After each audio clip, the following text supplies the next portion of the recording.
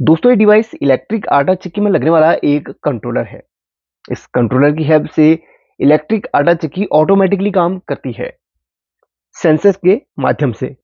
आज इस वीडियो में आपको इस कंट्रोलर से रिलेटेड कुछ जानकारी देने वाला हूं, जिससे आपको रिपेयरिंग में काफी हेल्प मिल सकती है। और इस कंट्रोलर में जो भी चीजें होंगी और जो बताने लायक होंगी वो सभी चीजें आपके साथ शेयर करूंगा, ताकि आपको इसके बारे में भी थोड़ी जानकारी मिल सके। अब यहाँ पर मेरे पास ये कंट्रोलर इस टाइप का है। इसमें बहुत सारे कंट्रोलर आते हैं। एक बेसिक कंट्रोलर मैंने लिया है जो सबसे ज़्यादा मार्केट में सस्ता और सबसे ज़्यादा देखने के लिए मिलता है। हालांकि बहुत सारे माइक्रो कंट्रोलर वाले भी आते हैं, बट ये जो है इजीली रिपेयर होने वाला और इजीली मिलने वाला एक ये कंट्रोलर मैंने यहाँ पर लिया है। अच्छा, मैं इजीली रिपेयर होने वाला क्यों कह रहा हूँ? क्योंकि इस कंट्रोलर के अंदर जो भी चीज़ें लगी हैं वो आसानी से मार्केट में मिल जाती है। आईसी से लेकर ट्रांसफार्मर तक इजीली मार्केट में मिल जाती है। अब यहाँ पर पहले थोड़ा-सा इसके बारे में आपको जानकारी मैं देना चाहता हूँ। इसके जो पार्ट्स लगे हैं उनके बारे में जानकारी दे दूँ, और उसके बाद मैं रिपेयरिंग के कुछ खास टिप्स आपको बताऊँगा। सबसे पहले अगर मैं इस तरीके से आपको बताऊँ, अच्छा शुरुआत हम कनेक्शन से ही करेंगे। सबसे पहले सेंसर किट की हम बात करेंगे। जो ऊपर छोटी सी मोटर होती है जहाँ से दाना जाता है, वहाँ पर 2 सेंसर लगे होते हैं। उन सेंसर की जो केबल हुई होती है, जो पट्टा होता है पूरा, वो इस वाले के साथ में कनेक्ट होता है। इस कनेक्टर के साथ में या इस जैक के साथ में कनेक्ट होता है। ठीक है? तो जो सेंसर किट होती है वो यहाँ पर कनेक्ट होती है। अ, जो मेन न्यूट्रल और फेस का जो लाइन आपकी स्विच बोर्ड से आती है, वो यहाँ पर इन दोनों पॉइंट्स में लगती है। यहाँ पर देखिए फेज और न्यूट्रल दिया गया है। ये फेज का और न्यूट्रल का यहाँ पर पॉइंट है। मेन लाइन यहाँ पर कनेक्ट होंगी। इसके बाद ये मोटर करके 2 जगह लिखा गया है। ये जो आपकी मेन मोटर होती है, जो मोटर आपकी अनाज को पीसने के लिए मेन कटर के साथ में जुड़ी रहती है, वो मेन मोटर के जो 2 वायर के कनेक्शन होंगे वो यहाँ पर कनेक्ट होंगे। मेन मोटर के फेज न्यूट्रल यहाँ पर जुड़ जाएंगे। ठीक है? इसके बाद यहाँ पर ये 2 पॉइंट और दिए गए हैं। ये सिंक्रोनस मोटर जो आपके अनाज को मेन मोटर तक ले जाने का काम करती है। छोटी सी सिंक्रोनस मोटर, जहां पर जो आपके मेन जो उसकी बकेट होती है, वहां पर छोटी सी मोटर घूमती है, जिससे अनाज मेन मोटर में या मेन कटर में जाता है। उस मोटर के 2 वायर के कनेक्शन आपके इन दोनों पॉइंट्स में होने हैं। यानी कि सारे पॉइंट्स मैंने क्लियर कर दिए हैं। फेज न्यूट्रल, 2 मोटर के जो मेन मोटर के कनेक्शन यहाँ पर इन दोनों पॉइंट्स में होंगे, और सिंक्रोनस मोटर के कनेक्शन यहाँ पर होंगे, और मेन सेंसर किट के कनेक्शन ये होंगे। अब बात करेंगे अंदर के सर्किट की। अंदर के सर्किट में जो जो चीजें लगी हैं पहले बता देता हूँ। अच्छा, ये ऑटोमेटिकली काम कैसे करता है और थोड़ा सा और जानकारी आपको दूंगा। तो देखिए यहाँ पर जो मेन रिले है, रिले का काम क्या होता है? रिले क्या होती है? रिले एक इलेक्ट्रिक स्विच की तरह काम करती है और ये ऑटोमेटिकली चलती है। जैसे आप किसी बल्ब को जलाने के लिए क्या करते हैं, एक स्विच को ऑन करते हैं तब जाके बल्ब जलता है। लेकिन रिले का जो उपयोग किया जाता है वो किसी भी सर्किट को ऑटोमेटिक करने के लिए किया जाता है। रिले एक स्विच है, लेकिन इसको कंट्रोल कौन करता है? इसको कंट्रोल करता है ये पूरा सर्किट। यहां पर इन दोनों रिले को ऑपरेट करने के लिए पूरे सर्किट को बनाया गया है। बस यहां पर काम किस चीज का है? रिले का है, और कुछ नहीं है। सिर्फ 2 रिले का काम है। एक रिले का काम आपकी बड़ी वाली मोटर को चलाना है, और दूसरे यानी कि ऑन ऑफ करना है। ठीक है? और दूसरी रिले का काम आपकी छोटी वाली जो सिंक्रोनस मोटर होती है उसको ऑन ऑफ करना है। बस रिले को ही सिग्नल देने के लिए यहाँ पर पूरे कंट्रोलर में इतने सारे कंपोनेंट्स लगाए गए हैं। ट्रांसफॉर्मर सब कुछ समझ गए आप? रिले स्विच है। तो जैसे हम मैनुअली कोई स्विच ऑन ऑफ करते हैं तो वहां पर क्या होता है, हम हाथ से दबाते हैं। लेकिन यहाँ पर ये रिले स्विच है, लेकिन इन स्विच को कंट्रोल कौन कर रहा है? ये पूरा कंट्रोलर। अब आप समझ गए। पूरी एक टोटल निचोड़ के मैंने आपको बता दिया। इन दोनों रिले को ऑपरेट करने के लिए ये दोनों रिले दोनों मोटर का स्विच है। इन स्विच को ऑन करने के लिए पूरे सर्किट को बनाया गया है। इस सर्किट के अंदर इस सर्किट को ऐसे इन आईसीज के द्वारा डिजाइन किया गया है जो इस रिले को संभाले, जो इस रिले को कब ऑन करना है कब ऑफ करना है ये बताएं। अब रिले को कब ऑन करना है कब ऑफ करना है ये कौन बताएगा? ये सेंसर्स बताएंगे। जो सेंसर्स आपके सिंक्रोनस मोटर के दोनों साइड को लगे हुए रहते हैं। फोटो डायोड और नॉर्मल जो एक IR सेंसर होता है जो लगे होते हैं दोनों साइड में, वो सेंसर यहाँ इस केबल के माध्यम से इसके जुड़े रहते हैं और ये आईसी के साथ में कनेक्ट है। तो वो सेंसर के द्वारा आईसी को सिग्नल जाता है और आईसी उस सिग्नल को रिले को भेजती है।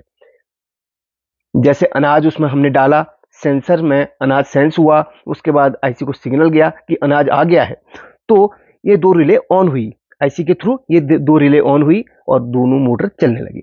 अनाज खत्म हुआ, वहां पर सेंसर के पास में कोई भी ऐसा ऑब्जेक्ट नहीं लगा, उसके बाद वो आईसी को सिग्नल देंगी कि अनाज खत्म हो गया। कुछ सेकंड के बाद मोटर ऑटोमेटिक बंद हो जाती है।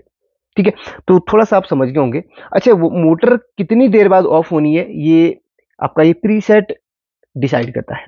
अभी कभी प्रीसेट वगैरह को छेड़ना मत, वैसे कंपनी से सेट हुआ रहता है, तो प्रीसेट से क्या होता है, थोड़ा सा टाइम को ऊपर नीचे किया जा सकता है, तो ये प्रीसेट इसीलिए लगे रहते हैं। अब आप समझ गए। अब यहाँ पर इसके कुछ पार्ट आपको मैं दिखा देता हूँ। ये इस सर्किट को चलाने के लिए, देखिए इस सर्किट में एक आईसी लगी है, छोटे छोटे कंपोनेंट्स होते हैं। आईसी को चलने के लिए कुछ वोल्टेज की जरूरत पड़ती है, तो वो वोल्टेज कहाँ से आती है, इस ट्रांसफार्मर के थ्रू आती है, क्योंकि डायरेक्ट 220 वोल्ट से चल नहीं सकता। तो किसी भी इलेक्ट्रॉनिक जो सर्किट होता है उसको चलने के लिए ट्रांसफार्मर या एसएमपीएस की जरूरत पड़ती है। इसमें एसएमपीएस तो नहीं लगा है, लेकिन ट्रांसफार्मर लगा है। ट्रांसफार्मर है लगभग 18-19 वोल्ट का होता है। वैसे 18 वोल्ट का लगा रहता है, इसमें 19 लिखा है, फिर भी चेक करके पता चलेगा कि इतने वोल्ट आउटपुट कर रहा है। चलिए, जो भी यहाँ पर आउटपुट कर रहा है, तो ट्रांसफार्मर क्या होता है, 18-19 जो भी वोल्ट आउटपुट करता है, उसके बाद ये रेक्टिफायर पे आता है और रेक्टिफाई इसको रेक्टिफाई करता है, यानी कि इसको एसी को डीसी बना देता है। हालांकि ट्रांसफार्मर का काम होता है एसी वोल्ट को एसी में बनाना, लेकिन स्टेप डाउन करके देना। तो उसके बाद स्टेप डाउन करेगा ये मेन 220 वोल्ट यहाँ से गई, इसके बाद यहाँ से स्टेप डाउन हुआ, 18 वोल्ट बन गया। 18 वोल्ट डायोड में आया, ये 18 वोल्ट क्या बना, डायोड में आने के बाद डीसी बन गया, एसी को डीसी में कन्वर्ट करा इसने। इसके बाद ये 18 वोल्ट जब डीसी बना, इसके बाद क्या होता है भाई, ये आईसी कम से कम 12 वोल्ट में चलती है, तो इसको 12 वोल्ट बनाने के लिए यहाँ पर एक छोटे से रेगुलेटर का इस्तेमाल किया जाता है, जो कि 12 वोल्ट बनाता है। तो ये 12 वोल्ट इस आईसी में जाता है, तब जाके आईसी ऑन होती है। किसी भी आईसी को ऑन करने के लिए एक वोल्टेज की जरूरत पड़ती है, तो वोल्टेज यहाँ पर इससे मिलता है, 12 वोल्ट इससे रेगुलेट होगी। इसके बाद आईसी ऑन हुई, इसके बाद सेंसर वगैरह तब जाके काम करेंगे। अब यहाँ पर आईसी कौन सी लगी है, देखिए एक कॉमन सी आईसी इसमें लगी है, जो कि इजीली मार्केट में मिल जाती है। कभी आईसी खराब होती है तो इजीली आप इसको रिप्लेस कर सकते हैं। LM339 LM339N ये नंबर की आईसी इजीली मार्केट में मिल जाती है।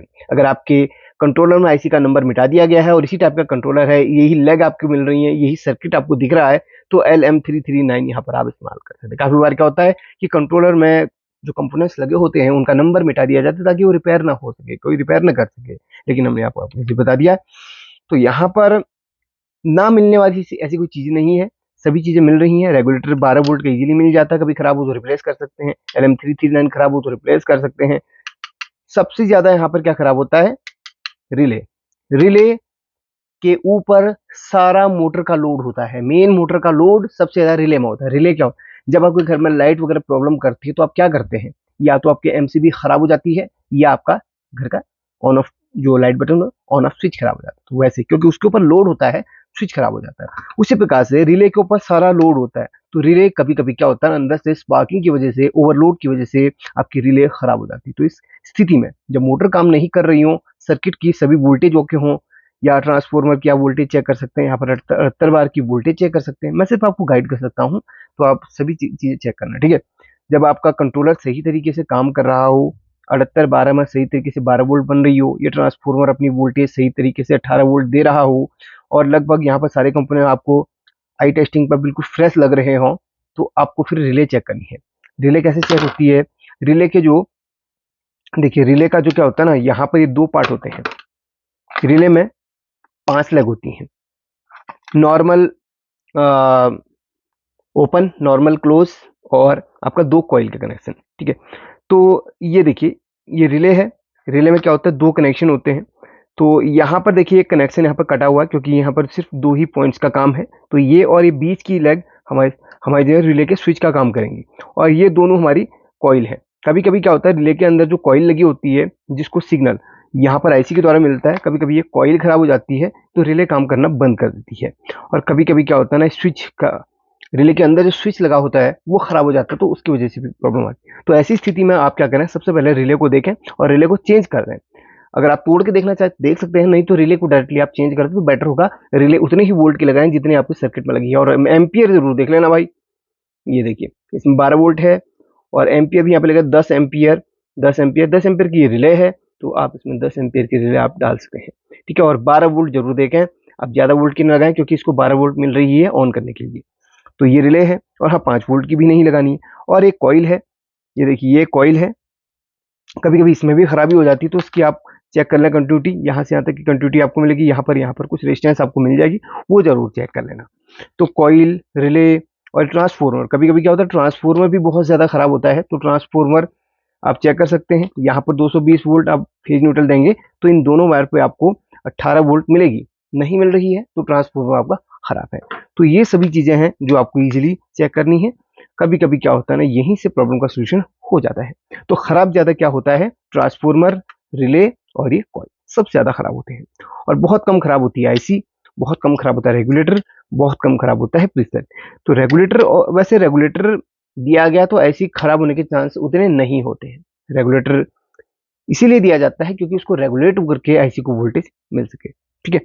कभी कभी ये डायोड भी शॉर्ट हो जाते हैं तो वो भी देख लेना, एक एक करके सभी डायोड को चेक कर लेना, ठीक है। तो ये चीज अगर आप चेक करेंगे तो इजीली आप इस कंट्रोलर को रिपेयर कर पाएंगे। और हाँ, एक चीज और समझा देता हूं, अगर आपके चक्की के अंदर कोई सा भी कंट्रोलर लगा है, अगर वो खराब हो जाता है तो आपको वो नहीं मिल पा रहा है, अगर वो रिपेयर भी नहीं हो पा रहा है, सपोज उसकी आईसी के नंबर भी मिटाए हुए हैं, किसी स्थिति में आप उसको रिपेयर नहीं कर पा रहे, तो ऐसा ही, जरूरी नहीं कि ऐसा ही हो, जिसमें आपको सेम कनेक्शन, सेम ये सब मिल जाए, वो वाला कंट्रोलर आप इस्तेमाल कर सकते हैं। कोई सा भी कंट्रोलर आप इस्तेमाल कर सकते हैं। काफी लोगों की कमेंट थी कि वो सेम कंट्रोलर नहीं मिल रहा है, तो टेंशन मत लीजिए, आप सेम कोई सा भी कंट्रोलर ले आइए जिसमें आपको इस तरीके का ये सेंसर को लगाने का एक यहाँ पर फिर जैक मिल जाता है और इस तरीके के सारे कनेक्शन मिल जाते हैं, सभी कंट्रोलर में होता है। तो कोई सा भी कंट्रोलर आप अपने अंदर, अपनी चक्की के अंदर इस्तेमाल कर सकते हैं। और हाँ, कंट्रोलर नहीं मिलने पर भी आप अपनी चक्की को डायरेक्ट 220 से वोल्ट से चला सकते हैं, ठीक है। आप छोटी मोटर और बड़ी मोटर को 220 वोल्ट दे दीजिए, बस दिक्कत क्या होगी कि वो जब आप बटन ऑन करेंगे तभी चालू होगी, मैनुअली काम करेगी, ऑटोमेटिक वाला सिस्टम ही हट जाएगा। एक वीडियो मैंने बताया, उस वीडियो को देख लेना, इमरजेंसी केस में आप ऐसा कर सकते हैं। और हाँ, ऐसा तभी करना जब आपको कंट्रोलर नहीं मिल रहा हो और आपकी बहुत ज़्यादा इमरजेंसी हो। लेकिन कंट्रोलर रिपेयर हो जाता है, इजीली रिपेयर हो जाता है, बड़ा कोई कठिन काम नहीं है, बस आपको टेस्टिंग जरूर आनी चाहिए, कंपोनेंट को कैसे टेस्ट करते हैं। अच्छा, रिले के बारे में थोड़ा सा ज़्यादा जानकारी के चाहते हैं तो हमने एक वीडियो बनाई है रिले के बारे में, कैसे काम करता है और पूरी टेस्टिंग के साथ समझा है, तो उस वीडियो को देख लेना। वीडियो का लिंक आपको इस वीडियो के डिस्क्रिप्शन में मिल जाएगा या फिर कमेंट बॉक्स में पिन कर दूंगा, देख लेना। और हाँ, ये ट्रांसफॉर्मर कॉइल सभी की वीडियो हमारे चैनल पर है, जाइए देखिए। और हाँ, जब तक आपका बेसिक क्लियर नहीं होगा तब तक आप हाई लेवल का काम नहीं कर पाएंगे, तो बेसिक पहले क्लियर करें। काफ़ी लोग बोलते हैं कि यार एक ही वीडियो में हमें सब कुछ सीखना है, तो ऐसा पॉसिबल नहीं है। हमारी सभी वीडियोज आप वॉच कीजिए, जहाँ पर समझ नहीं आ रहा तो पूछिए। और हाँ, कोई टॉपिक आप सर्च करना चाहते हैं तो यूट्यूब के सर्च बार में जाके जिस टॉपिक के बारे में लिखेंगे, जैसे ट्रांसफॉर्मर वायरिंग करके लिखोगे या ट्रांसफॉर्मर करके लिखोगे, आगे स्पेस बार देना और टेक्नोमीटर लिख देना, उस टॉपिक से रिलेटेड या उस टाइटल जो आप लिखेंगे उससे रिलेटेड जो भी वीडियोज होंगी हमारे चैनल पर आपको मिल जाएंगी, जाइए देखिए और सीखिए। और हाँ, वीडियो लाइक कर देना अगर समझ में आ गई हो, कुछ भी आपको सीखने, छोटा सा भी सीखने के लिए मिले तो लाइक जरूर कर लेना यार, प्लीज। Thank you.